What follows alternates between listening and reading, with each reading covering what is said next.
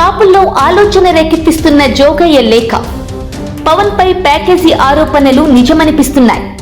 జనసేనను టీడీపీలో విలీనం చేసేలా కనిపిస్తోంది.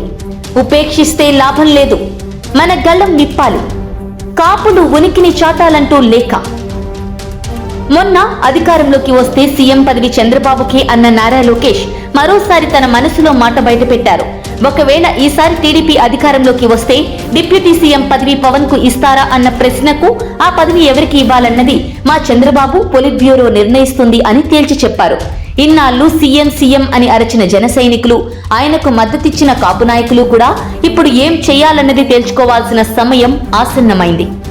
అందుకే నారా లోకేష్ వ్యాఖ్యలపై ఇప్పటి వరకు పవన్ ను సమర్థిస్తున్న కాపు సంక్షేమ సేన వ్యవస్థాపక అధ్యక్షుడు మాజీ మంత్రి చేగొండి హరిరామ జోగయ్య మరోసారి పవన్ కు లేఖాస్త్రం సంధించారు.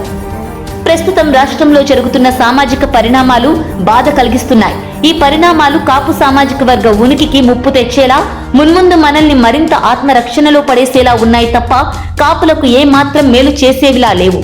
ఇన్నాళ్లు లెక్క వేరు, ఇక నుంచి వేరు.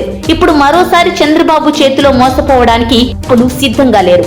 కాపులకు అండగా నిలబడతాడని భావించిన పవన్ చంద్రబాబు పంచన చేరి కాపుల ఆత్మగౌరవాన్ని తాకట్టు పెట్టాడు.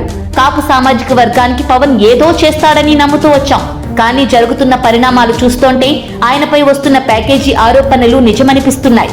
పొత్తుతో ఉన్న పార్టీని సంప్రదించకుండా నారా లోకేష్ సీఎం అభ్యర్థి చంద్రబాబే అని ఎలా ప్రకటిస్తారు?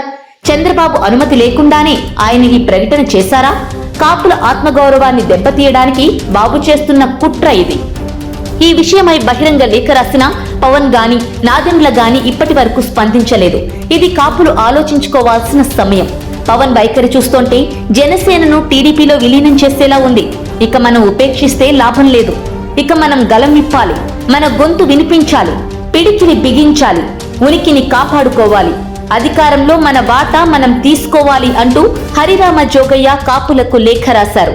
హరిరామ జోగయ్య ఇలా లేఖాస్త్రాలు సంధిస్తున్నా పవన్ కళ్యాణ్ గాని నాదెండ్ల మనోహర్ గాని జనసేన తరపున మరెవ్వరూ కూడా స్పందించడం లేదు.